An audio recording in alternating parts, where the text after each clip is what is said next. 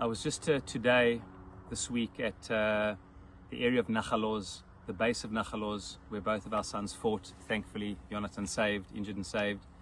Daniel and his tank crew, many of them, courageously fought, and along with Itai and Tomer, fell. And we were just at the very area outside Kibbutz Nachal Oz where Daniel's tank played such a role in saving the kibbutz and so many others. But here I am, just outside Nakalo Oz, at a place where our son Jonathan fought, and where 3 of his comrades fell. Major Chen Buchris, who was then the deputy commander of the elite unit, Maglan. Here we're sitting at the bench in memory of Major Chen Buchris. Captain Yiftach Ya'avetz, who fought together with him. Sergeant Ofik Rosenthal. 3 benches in their memory. Flags where they fell in a heroic battle. Their vehicle was shot, armored car by an RPG. But you know, something that Captain Yiftach Ya'avetz said reflects something that Daniel said, which reflects something that so many of our soldiers said, which is so deeply connected to Judaism in general, and this week's parasha and the very name in particular. Says here on the bench in his memory of Captain Yiftach Ya'avetz, he says 3 words: Kodem, heim. Before everything, them, the others. Meaning we are here before anything and everything, for everybody else.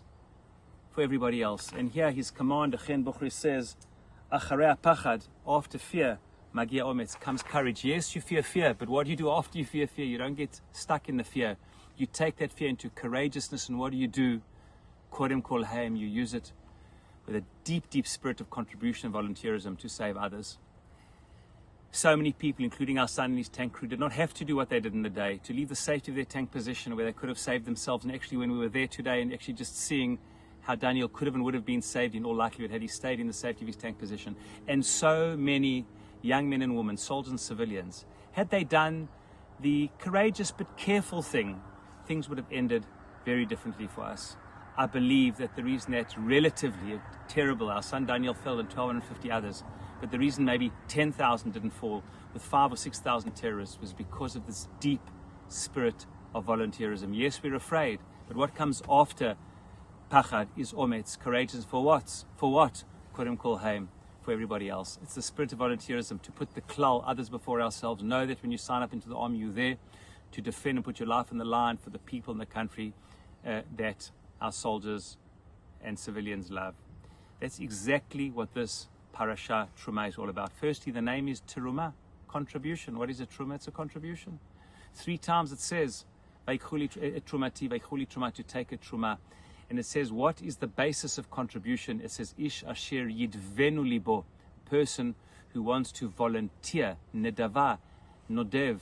You see, at the end of the day, you can force people to fight, you can conscript, you can do whatever you have to, but at the end of the day, if there isn't a deep love, courage, mesirut, nefesh, desire to do anything and everything, then we are not an army of mercenaries. We're not a people of paid fighters. We are people who are fighting for the future of Jewish destiny, for the future of the values that we believe in.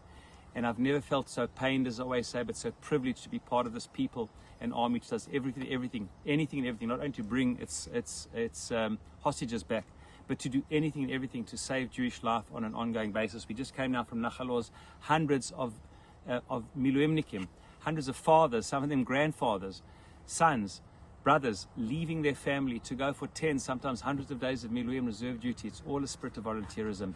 It is not an exaggeration to say that there would not have been a Mishkan, a tabernacle in the desert, or a Beit HaMikdash had the Jewish people not opened their hearts to give the 13 types of materials needed.